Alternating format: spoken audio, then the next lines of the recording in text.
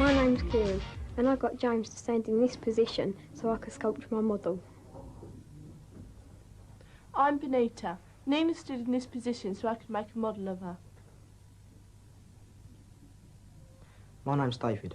This is Daniel. Daniel posed in this position. I drew him, and I made the model. Neat idea and good art attack. And believe it or not, those sculptures were made out of plaster bandages, the type of stuff that helps mend broken legs. Now, if you want to make one of those sculptures and you haven't got a broken leg, how's about some broken fingers? No, don't worry, I mean cardboard or hardboard broken fingers. Now, I've cut the shape of my hand out of this hardboard, and I'm literally going to just snap the fingers. Ooh, sounds painful, doesn't it? And it helps if you just score the fingers first. That's it, just keep snapping them into the shape that you want.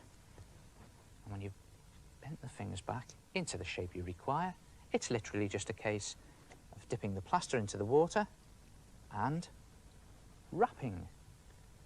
And it goes. Yeah. And wrapping some more. Right the way round, just keep it tight, keep sloshing it into the water.